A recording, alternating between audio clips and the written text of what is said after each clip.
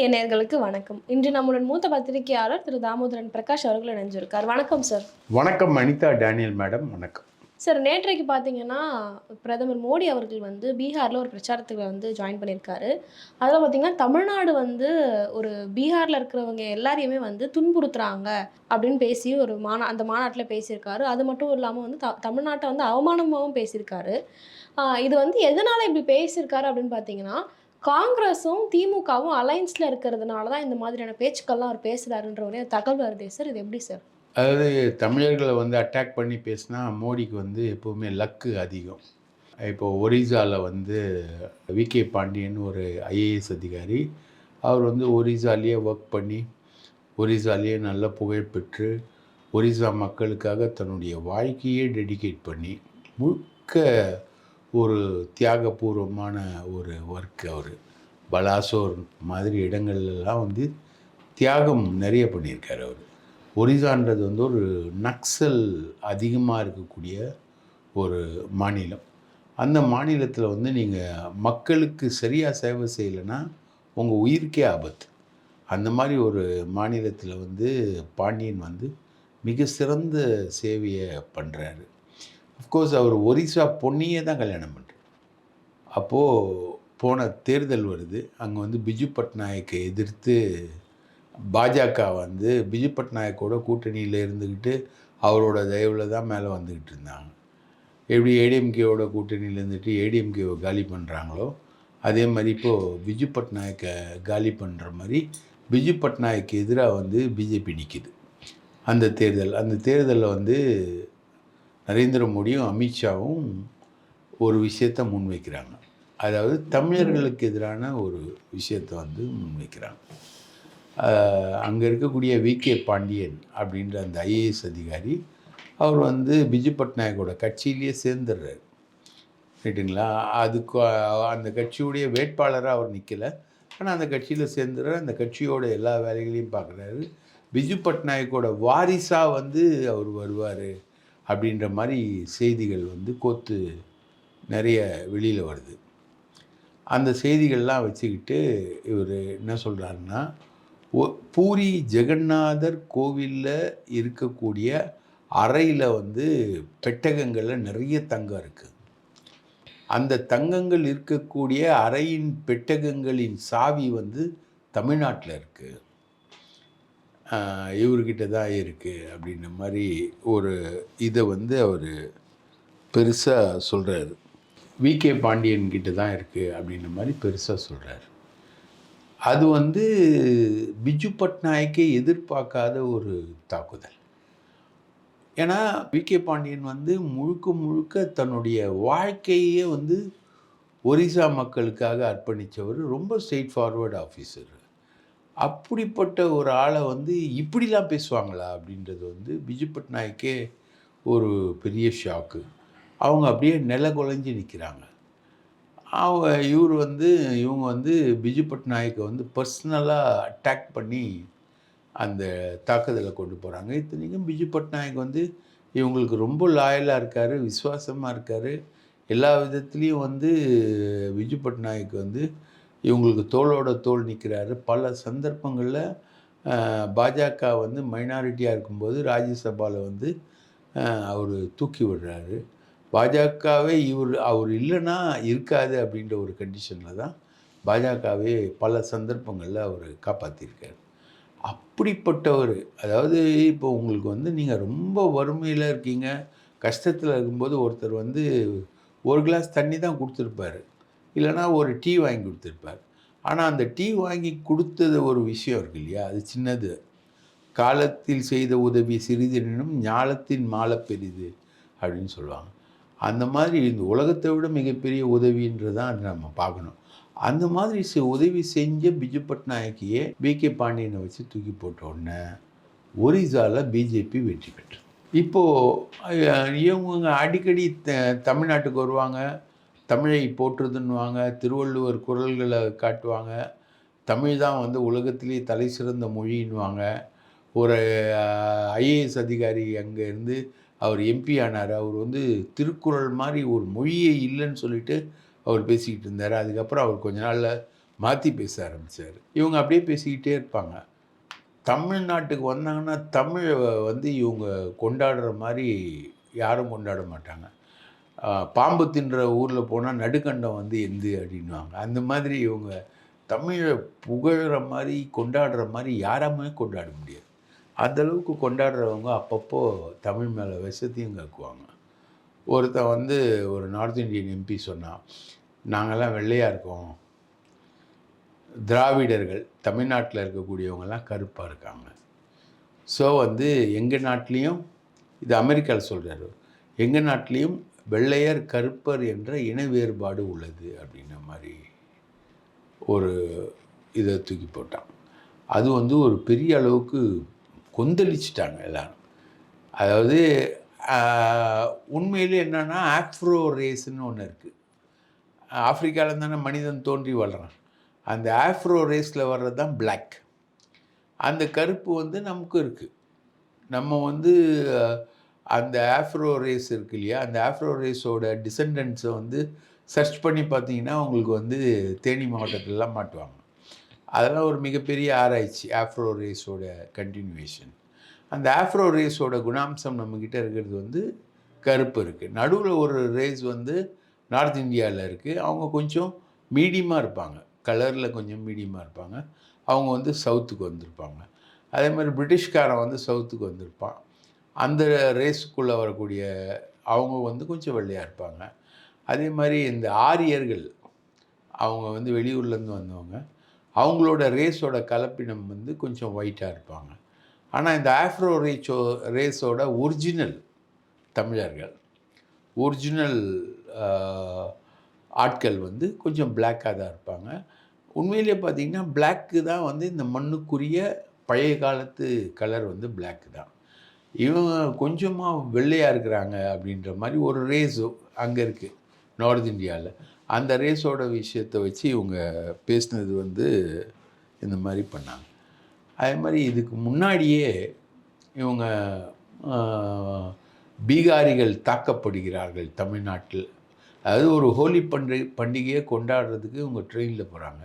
அந்த ட்ரெயினில் போகிற ஒரு விஷுவல்ஸை வச்சுக்கிட்டு பீகாரில் இருக்கக்கூடிய பிஜேபிக்காரங்க அவங்களும் வந்து பீகாரிகள் வந்து தமிழ்நாட்டில் வந்து தாக்கப்படுறாங்க அப்படின்ற மாதிரி ஒரு பெரிய பிரச்சாரத்தை வந்து சமூக வலைதளங்கள் மூலமாக கிளப்பி விட்டாங்க. அப்போது அது எந்த அளவுக்கு போச்சுன்னா, பீகாரோட சீஃப் மினிஸ்டர் நிதிஷ்குமாரே வந்து இங்கே கமிட்டி அனுப்பி பார்த்தாங்க. அது இல்லாமல் அந்த இவங்க அனுப்புன அந்த ஃபுட்டேஜஸ் எல்லாமே வந்து போலின்னு சொல்லிட்டு எல்லாருமே இந்தியா முழுக்க இருக்கக்கூடிய சமூக செயல்பாட்டாளர்கள் எல்லாருமே கண்டுபிடிச்சி இது போலி போலி போலி போலின்னு அவங்க ப்ரூஃப் பண்ணுற அளவுக்கு போச்சு. ஸோ அதுக்கப்புறம் தான் இந்த விஷயங்கள் எல்லாமே அடங்கிச்சு. அப்போ வந்து இதை வந்து மோசமாக பிரச்சாரம் பண்ணது பிஜேபிக்காரங்கன்னு சொல்லிட்டு 2-3 பேர் வந்து சிறையிலேயே அடைக்கப்பட்டாங்க. சென்னை நகர போலீஸ் போயிட்டு அவங்கள வந்து அங்கேருந்து பிடிச்சி இந்த மாதிரி தப்பாக பிரச்சாரம் பண்ணுறீங்கன்னு அவங்கள வந்து கொத்து கொத்தாக தூக்கின்னு வந்து தமிழ்நாட்டு பிரிசன்லேயே போட்டாங்க. அப்போ தான் அந்த பிரச்சாரம் நின்றுச்சு. இப்போ தான் தெரியுது அந்த பிரச்சாரத்தை தூண்டி விட்டது நரேந்திர மோடி தான்னு. அப்போது அங்கே பிரச்சாரம் பண்ணது ஃபுல்லாக வந்து பிஜேபிக்காரங்க. இப்போது இங்கே பிரச்சாரம் பண்ணுறது ஃபுல்லாக இந்த பிரச்சாரத்தை முழுக்க கேரி பண்ணுறது யாருன்னா இப்போ நரேந்திர மோடி. அப்போது வந்து பேர் தெரியாத முகம் தெரியாத எவனோ ஒருத்தன் வந்து பிரச்சாரம் பண்ணான். இப்போ வந்து இந்திய நாட்டு பிரதமரே தமிழ் அப்படிப்பட்ட மொழி, தமிழ் இப்படிப்பட்ட மொழி, தமிழ் இல்லைன்னா அது இல்லை, தமிழ் தான் உலகத்தின் மூத்த மொழி அப்படின்லாம் சொல்லக்கூடிய ஆள் வந்து காங்கிரஸோட கூட்டணியில் இருக்க திமுக ஆளக்கூடிய தமிழ்நாட்டில் வந்து பிகாரிகள் வந்து துன்புறுத்தப்படுறாங்க அப்படின்னு அவர் வந்து எலெக்ஷனுக்காக பேசுகிறார். எப்படி ஒரிசாவில் பாண்டியனை பேசி இவங்க ஜெயித்தாங்களோ அதே மாதிரி இப்போது தமிழர்களை பேசி அவங்க ஜெயிக்கிறாங்க. இன்ஃபேக்ட் வந்து பீகாரோட லாலு பிரசாத் யாதவோட திமுக தலைவர் கலைஞர் வந்து ரொம்ப நெருக்கமான நட்பை வச்சுருந்தார். இவங்கெல்லாம் வந்து சேர்ந்து தான் எமர்ஜென்சியை எதிர்த்து ஒரு மிகப்பெரிய போராட்டம் பண்ணாங்க. எமர்ஜென்சி போராட்டத்தில் லாலு பிரசாத் யாதவும் கலைஞரும் வந்து ரொம்ப நெருக்கமாக பழகிட்டு இருந்தாங்க. அவ்வளோ நெருக்கமான ஒரு உறவு இருக்குது. தமிழகத்தில் வந்து தொன்று தொட்டு வந்து பிற மாநிலத்தவர் வந்து வரக்கூடிய இடமா தமிழகம் இருக்குது. ஏன்னா தமிழகம் வந்து மெட்ராஸ் பிரசிடென்சி அப்படின்ற ஒரு பிரசிடென்சிக்குள்ளே இருந்தது. அதனால வந்து ஆந்திரா, கேரளா, தமிழ்நாடு எல்லாமே ஒன்றா தான் வரும் இங்கே. ஆக்சுவலாக திராவிட நாடு அப்படின்னு அங்கேருந்து தான் திராவிட தத்துவம் பிறக்குது. திராவிட மொழிகள் பேசக்கூடியவங்க இங்கே அதிகமாக இருக்கிறாங்க. இது ஒரு விஷயம். இப்போ சீமான் மாதிரி ஆட்கள்லாம் வந்து திராவிட மொழி பேசக்கூடிய ஆட்களே தப்பு, அவங்களாம் வெளியேற்றணும் அப்படின்னும் பொழுது தமிழ்நாட்டில் இன்றைக்கி இருக்கக்கூடிய நார்த் இந்தியனோட எண்ணிக்கை 1.25 கோடி பேர் இருக்காங்க. நீங்கள் எங்கே போனாலும் சரி, எந்த கட்டுமான வேலைக்கு போனாலும் சரி, எந்த சாதாரண வேலைக்கு போனாலும் சரி, அங்கே வந்து இருக்கக்கூடியது நார்த் இந்தியன்ஸ் தான். நார்த் இந்தியன்ஸுக்கு வந்து பீகாரில் வந்து ரொம்ப வாழ்க்கை சூழ்நிலை ரொம்ப மோசம். பீகார், ஒரிசா, நேபாள், வங்கதேசம், யூபி உட்பட பல மாநிலங்கள்லேருந்து தமிழ்நாட்டை நோக்கி ஓடி வராங்க. ஏன்னா இங்கே நீ வேலை செஞ்சால் ஒரு நாளைக்கு 1000 ரூபாய் கிடைக்குது. அங்கே நீ எவ்வளோ தான் வேலை செஞ்சால் கூட ஒரு நாளைக்கு 100 ரூபாவை தாண்ட முடியாது. என்ன வேலை செஞ்சாலும் 100 ரூபாவை தாண்ட முடியாது. இங்கே வந்து ஒரு நாளைக்கு 1000 ரூபாய் கிடைக்குது. ஒரு மாதம் அங்கே ஊதியமே 2000 3000 ரூபாய் தான். பல இடங்களில் ஊதியம் வந்து 2000 3000 ரூபாய் தான் ஊதிய நிலைமை இருக்குது. தமிழ்நாட்டில் வந்து ஊதியங்கள் ஒரு நாளைக்கே 1000 ரூபாய்னா 30 நாளைக்கு எவ்வளோ? 30,000 ரூபாய். ஒரு நாளைக்கு மாத ஊதியம் அங்கே எவ்வளோ? 3000. ஸோ இந்த ஊதிய வேறுபாட்டினால தான் அவங்க வந்து தங்களோட வறுமையை போக்குறதுக்காக இங்கே வராங்க.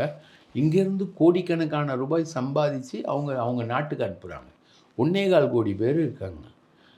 இப்போ பிஜேபி வந்து நம்ம ஏற்கனவே பேசணும், எஸ்ஐஆரில் வந்து நார்த் இந்தியன்ஸை இன்க்ளூட் பண்ணி அவங்களுக்கு வாக்குரிமை கொடுக்கணும் அப்படின்ற அளவுக்கு பிஜேபி வந்து தங்களோட நிலைமையை வந்து கொண்டு வராங்க. ஸோ அந்த மாதிரிலாம் நிலவரம் இருக்கிறதுனால இப்போ வந்து பீகார் எலெக்ஷனை ஒட்டி அவங்க வந்து தமிழர்களை அட்டாக் பண்ணக்கூடிய அந்த நிலைமைக்கு இவங்க போகிறாங்க. இவங்க போகிறத வந்து மு.க. ஸ்டாலினும் சரி, ஆர்எஸ் பாரதியும் சரி வலுவாக கண்டிச்சிருக்காங்க. இந்த மாதிரி பேசுகிறது தப்புன்னு சொல்லிட்டு. மற்ற எந்த கட்சியும் பெருசாக கண்டிக்கலை அப்படின்னா இருந்தால் கூட திமுக வந்து அதை வலிமையாக கண்டிச்சிருக்காங்க. நீங்கள் இப்போ வந்தாரை வாழ வைக்கும் தமிழகம்ன்றது வந்து அடிப்படையில் மிகப்பெரிய உண்மை. நம்மளுடைய விருந்தோம்பல் வந்து அந்த அளவுக்கான ஒரு விருந்தோம்பல், யாரையுமே போன்னு சொல்லக்கூடிய விருந்தோம்பல் வந்து நம்மக்கிட்ட இல்லை. அவமரியாதையாக ட்ரீட் பண்ணக்கூடிய விருந்தோம்பல்லாம் நம்மக்கிட்ட இல்லை. எத்தனையோ ஃபாரின்லேருந்து வந்தவங்க, ஆனி பெசன்ட் மாதிரி ஆட்கள், அவங்க வந்து இங்கே வந்து சுதந்திர போராட்டத்தை முன்னெடுத்திருக்காங்க. ஆனி பெசன்ட் உருவாக்குனது தான் வந்து மயிலாப்பூரில் அந்த அடையார் ஆலமரம் இருக்கக்கூடிய அந்த சொசைட்டி எல்லாமே. ஆனி பெசன்ட் எங்கேருந்து வந்தாங்க? அந்த மாதிரி ஆட்கள்லாம் வந்து தமிழகத்தில் தலைநகரில், சென்னையோட தலைநகரில் வந்து பண்ணியிருக்காங்க. ருக்மணி அருண்டேல் சாலைன்னு இன்றைக்கி வரைக்கும் பெசன்ட் நகரில் இருக்குது. ரைட்டா? அவங்களாம் வந்து நார்த் இந்தியன்ஸ் தான். இல்லை, நான் இப்போது திராவிட இயக்கத்தை துவக்குன டிஎம் நாயர் வந்து மலையாளி.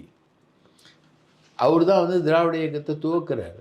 டிஎம் நாயரோட ஸ்பீச்சஸ்லாம் அவ்வளோ பெரிய ஸ்பீச்சஸ். அவ்வளோ அவரோட ஸ்பீச்சை அந்த காலத்தில் கேட்குறதுக்கு மைல் கணக்கில் ஆட்கள் நின்றுக்கிட்டு இருப்பாங்கன்னு சொல்லுவாங்க. திராவிட இயக்கத்தோட மிகப்பெரிய சிற்பி. இன்றைக்கும் அந்த எக்மோர் பிரிட்ஜு வந்து நாயர் பிரிட்ஜுன்னு தான் சொல்லுவாங்க. நாயர்ன்றது ஆக்சுவலாக ஒரு ஜாதி நேம் கேரளாவில். ஆனால் டிஎம் நாயர்ன்றதில் வெறும் நாயர் சாலைன்னு மாற்றி அவங்க இன்றைக்கி வரைக்கும் எக்மோரில் யூஸ் பண்ணிக்கிட்டு இருக்காங்க. ஸோ அந்த மாதிரி ஆனி பெசன்ட்டாக இருக்கட்டும், ருக்மணி அருண்டியலாக இருக்கட்டும், டிஎம் நாயராக இருக்கட்டும், பல வீரர்கள், பல சுதந்திர போராட்ட வீரர்கள் வந்து வெளி மாநிலங்கள்லேருந்து இங்கே வந்து தங்கினவங்க, வெளிநாட்டிலேருந்து இங்கே வந்து தங்கினவங்க. அவங்க தான் தமிழகத்தினுடைய சுதந்திர போராட்ட வீரர்களாக, தியாகிகளாக எமர்ஜ் ஆகியிருக்காங்க. அந்த மாதிரி ஒரு வரலாறு இருக்கக்கூடிய ஒரு மாநிலம் தான் தமிழ்நாடு. அதில் வந்து தேர்தல் கணக்குக்காக நீங்கள் வந்து இப்படி சதிப்பீங்க அப்படின்னா அதோட விளைவுகள் மோசமாகத்தான் இருக்கும். சார், இப்போ பார்த்தீங்கன்னா தியான்ற ஒரு மாணவி, தமிழ்நாடு மாணவி தான் அவங்க. ஆனால் பீகாரை சேர்ந்தவங்க. அவங்க என்ன சொல்கிறாங்கன்னா, 12th வரைக்கும் நான் வந்து தமிழ்நாட்டில் தான் படித்தேன், நான் ஒரு நல்ல மதிப்பெண் எடுத்திருக்கேன், நான் வந்து என்னோட மெடிக்கல் ஸ்டடீஸையும் நான் வந்து தமிழ்நாட்டிலே கன்டினியூ பண்ணுறேன் அப்படின்ற மாதிரியான ஒரு பேட்டி ஒன்று கொடுத்துருக்காங்க. இப்போ அதுக்கான எதிர்ப்பு வந்து எந்த அளவுக்கு இருக்கும் சார்? பீகார் சைட்லேருந்தோ இல்லை பிஜேபி சைட்லேருந்தோ? ஸோ ஆக்சுவலாக பார்த்தீங்கன்னா தியான்ற பொண்ணு வந்து பல்லாவரம். அந்த பொண்ணு வந்து பொய்ச்செல்லூரில் இருக்க அரசு இதில் தான் படிக்குது. அந்த பொண்ணு வந்து கவர்மெண்ட் ஸ்கூலில் தான் படிக்குது. தமிழில் தான் படிக்குது. முழுக்க முழுக்க தமிழில் தான் படிக்குது. நல்ல மார்க் வாங்குது. அது வந்து நான் என்னுடைய மெடிக்கல் ஸ்டடீஸை கூட நான் இங்கேருந்து தான் செய்வேன் அப்படின்னு சொல்கிறது. அவங்க அப்பா வந்து ஒரு சாதாரண ஒரு பெயிண்டர், தினக்கூலி. பீகாரை சேர்ந்த சென்னைக்கு வந்த ஒரு தினக்கூலி. அவரோட பொண்ணு வந்து நல்ல மார்க் எடுத்து அது வந்து பெரிய அளவுக்கு மிளிரும் பொழுது அன்பில் மகேஷ் அமைச்சர் உட்பட எல்லாருமே வந்து அதை பாராட்டி மேலே கொண்டு வராங்க. ஸோ இதுதான் வந்து பிகாரிகளுக்கு தமிழகத்தில் நடக்கக்கூடிய விஷயம். பிகாரிகள் எவ்வளோ நல்லா ட்ரீட் பண்ணப்பட்டிருந்தா அந்த பொண்ணு மேலே வந்துருக்கு. இதுதான் பிகாரிகளுக்கு தமிழகத்தில் நடத்தக்கூடிய விஷயத்துக்கான ஒரு மிகப்பெரிய எடுத்துக்காட்டு. சார் நேற்றே நம்ம பேசியிருந்தோம், அதிமுகலேருந்து செங்கோட்டையனை வந்து நீக்கிடுவாங்க, எதர் திஸ் ஆர் தட் அப்படின்ற மாதிரி பேசியிருந்தோம். ஆனால் இன்னைக்கு வந்து செங்கோட்டையன் நீக்கம் அப்படின்ட்டு வந்து சொல்லிட்டாங்க. ஸோ இதுக்கப்புறம் அதிமுகவுடைய நிலைமை என்னவா இருக்கும்? இப்படி ஒருத்தராக வெளியே வந்தால் அந்த கட்சி எந்த அளவுக்கு ஸ்ட்ராங்காக மாறும், இல்லை வீக்னஸாக மாறுமா சார்? அதாவது செங்கோட்டையனை வந்து நீக்கிறதுன்னு ஏற்கனவே வந்து எடப்பாடி பழனிசாமி வந்து முடிவெடுத்திருந்தார். எப்போனா அவர் வந்து எடப்பாடிக்கு எதிராக பெரிய அளவுக்கு பேசினார் இல்லையா, பிரிந்தவர்கள் கூடணும் போனோம் வரணும்லாம். அப்போவுமே வந்து நீக்கணும்னு கெடு விதித்தார் எடப்பாடிக்கு. அப்போவுமே நீக்கணும்னு சொல்லிட்டு எடப்பாடி முடிவு எடுத்தார். ஆனால் எடப்பாடி அதை ஏன் செய்யலைன்னா அடுத்த நாளே போயிட்டு அவர் அமித்ஷாவை பார்த்துட்டு, அதனால் அவரால் செய்ய முடியல. இப்போ வந்து இவர் போயிட்டு இப்போ டிடிவி தினகரன், ஓபிஎஸ்சி எல்லாரையுமே வந்து செங்கோட்டையன் போய் பார்த்துருக்காரு. இது வந்து டிடிவி தினகரன் சசிகலா சைடில் கேட்டால் இது வந்து பிளான்டாக பண்ணியிருக்கோம், நாங்கள் பிளான்டு ஆப்ரேஷன் இது அப்படின்ற மாதிரி அவங்க சொல்கிறாங்க. இது வந்து உண்மையிலே எடப்பாடிக்கே தெரியாது. அவர் இன்றைக்கி கூட சேலம் மாவட்ட நிர்வாகிகளோட ஆலோசனை நடத்திட்டு தான் இந்த வேலையை அவர் செஞ்சுருக்கார். ஆனால் இந்த விஷயங்கள் எல்லாமே வந்து ஒரு ரொம்ப மோசமான ஒரு விஷயந்தான் அதிமுகவில். இப்போது வந்து பட்டன் வந்து யார்கிட்ட இருக்குன்னா பிஜேபி கிட்டே இருக்குது. இப்போது சசிகலா சைடில் என்ன சொல்கிறாங்க, எடப்பாடியை பார்த்து என்ன கேட்குறாங்க, நீங்கள் வந்து எத்தனை பேர் தான் நீக்குவீங்க நீங்கள் அப்படின்னு தான் சசிகலா வந்து கேட்குற கேள்வி. அவள் எத்தனை பேரை நீக்குவோன்னா யார் வந்து எதிர்த்து நிற்கிறாங்களோ அவங்கள எல்லாரையும் நீக்குவோம். இது வந்து செங்கோட்டையன் செஞ்சது வந்து கட்சி விரோத நடவடிக்கை. ஏன்னா கட்சியை விட்டு நீக்கப்பட்டவர் தான் ஓபிஎஸ். அவர் கூட நீங்கள் ஓப்பனாக போகிறோன்னா கட்சி விரோத நடவடிக்கை. அந்த மாதிரி ஓப்பனாக போனால் கட்சியை விட்டு நீக்குவாங்க அப்படின்றது வந்து செங்கோட்டையனுக்கு தெரியும். ஆனால் செங்கோட்டையனுக்கு வந்து இந்த முறை சீட்டு கிடையாது, அவருக்கு சீட்டு கொடுக்க மாட்டாங்க அப்படின்றது தான் எடப்பாடியுடைய ஸ்டாண்டு. அதனால் அவர் வந்து தைரியமாக போயிட்டு அதாவது முடியை கட்டி மலை இழுப்போம், வந்தால் மலை போனால் முடி அப்படின்ற மாதிரி தான் அவருடைய செயல்பாடுகள் இருக்குது. ஒன்று அப்படி தான் அவரோட செயல்பாடா, இல்லை ஏடிஎம்கே வந்து சசிகலா, தினகரன், செங்கோட்டையனை வச்சு முழுக்க எடப்பாடியை தூக்கி போடுறதுக்கான ஆப்ரேஷனை வந்து பிஜேபி ரெடி பண்ணிச்சா அப்படின்னு. ஆனால் இது சம்பந்தமாக எந்த உறுதியும் வாங்காமல் எடப்பாடி வந்து செங்கோட்டையன் மேலே நடவடிக்கை எடுத்துருக்க மாட்டார். ஏன்னா நடவடிக்கை எடுக்கணுன்னா என்றைக்கும் எடுத்துக்கலாமே. 2 பேரும் போட்டியாக கூட்டம்லாம் நடத்திட்டாங்க. கோபி தொகுதிக்கு வந்து எடப்பாடி போகிறாரு, இவர் கண்டுக்காமல் சென்னைக்கு வந்துட்டார். அங்கே அவர் ஒரு தனி மாநாடு நடத்தி செங்கோட்டையனை விட நான் தான் வெயிட்டு அப்படின்ற மாதிரி காமிச்சிட்டு வந்தார். ரைட்டுங்களா? 23 தொகுதிகளில் போன தடவை ஏடிஎம்கே தோக்கடித்தவர் வந்து டிடிவி தினகரன். இப்போ வந்து இந்த டிடிவி தினகரனோட செயல்பாடுகள் வந்து எந்த அளவுக்கு இருக்குது, பல்ஸு. அவர் வந்து எடப்பாடியை ஓப்பனாக எதிர்க்கிறார். அது ஒருவேளை அண்ணாமலை சொல்லி எதிர்க்கிறாரா இல்லை அவர் தனியாக எதிர்க்கிறாரான்னு தெரியாது. ஆனால் 2மே சேர்ந்து எஃபெக்ட் வந்து வேறு மாதிரி இருக்கும். ஸோ இந்த எஃபெக்ட் எல்லாத்தையும் கேஜ் பண்ணி பார்த்துட்டு தான் வந்து எடப்பாடி வந்து செங்கோட்டையன் மேலே நடவடிக்கை எடுத்திருப்பார் அப்படின்னு தான் தெரியுது. ஆனால் நமக்கு என்ன தெரியுதுன்னா, கோவை சத்தியன் ஒருத்தர், எடப்பாடி எந்தளவுக்கு நடவடிக்கை எடுக்க பயப்படுறன்றதுக்கு கோவை சத்தியன் ஒருத்தர் தாழ்த்தப்பட்டவங்களை வந்து ரொம்ப கேவலமாக ஒரு விவாதத்தில் அவர் பேசுகிறாரு. அவர் வந்து விளக்கம் சொல்கிறாரு, நான் வந்து வேறு அர்த்தத்தில் தான் பேசினேன். மாநில தாழ்த்தப்பட்டோர் ஆணையம் வந்து புகார் கொடுத்துருக்கு. அவர் மேலே வழக்குகள் வந்து பதிஞ்சிருக்கிறதா சொல்கிறாங்க. ஆனால் அவரை இன்றைக்கி வரைக்கும் கட்சி விட்டு நீக்கலை. அவர் மேலே எந்த நடவடிக்கையும் எடுக்கலை. ஸோ எடப்பாடி வந்து யாரையுமே சாதாரணமாக கட்சியை விட்டு நீக்க மாட்டார். அவரும் இந்த ஆதி ராஜாராம்னு ஒரு மாவட்ட செயலாளர், 2 பேரும் ஒரு அமைச்சர், முன்னாள் அமைச்சர், அவரோட சேர்ந்து தான் இந்த வேலையை எல்லாத்தையுமே செஞ்சுக்கிட்டு இருக்காங்க. ஸோ அப்போது இவங்க கோவை சத்தியன் மேலே கை வச்சா அந்த அமைச்சர் வருவார், ஆதி ராஜாராம் வருவாருன்னு தாழ்த்தப்பட்ட மக்களை, எம்ஜிஆரும் ஜெயலலிதாவும் தாழ்த்தப்பட்டவங்களுடைய வாக்குகளை வாங்கி தான் பெரிய அளவுக்கு வந்திருக்காங்க. அந்த தாழ்த்தப்பட்டவங்கள மிக மிக கேவலமாக பேசியிருக்காரு இந்த கோவை சத்தியன். நீக்க மாட்டுறார். எடப்பாடி எந்த நடவடிக்கையும் அவர் மேலே எடுக்கலை. இப்போ செங்கோட்டையனை நீக்குவாங்களா அப்படின்னு கேட்டதுக்கு மாநில குழு, செயற்குழு, நிர்வாக குழு எல்லாம் சேர்ந்து தான் நீக்குவாங்கன்னா, அதாவது கட்சிக்கு துரோகம் பண்ணி கட்சி விரோத நடவடிக்கையை செஞ்சவங்களை வந்து ஜெயலலிதானா அடுத்த செகண்டில் நீக்கிடும். ஆனால் எடப்பாடிக்கு நீக்கிறதுக்கு 24 மணி நேரம் ஆச்சு. இன்னும் கோவை சத்தியன் மாதிரி ஆட்கள் நிறைய பேர் இருக்காங்க அதிமுகவில் நீக்கிறதுக்கு. நீக்கவே மாட்டேன்றார் எடப்பாடி. ஏன்னா அவருக்கு அதிகாரம் இல்லைன்னு சொல்கிறார். அவர் ஒரு பொம்மை அப்படின்ற மாதிரி வெளியில் சொல்லிக்கிட்டு இருக்காங்க. அதை வந்து நிரூபிக்கிற மாதிரி தான் அவரோட நடவடிக்கைகளும் இருக்குது. ஸோ அதிமுகவில் எடப்பாடி காலின்னு சசிகலா டீம் வந்து சொல்லுது.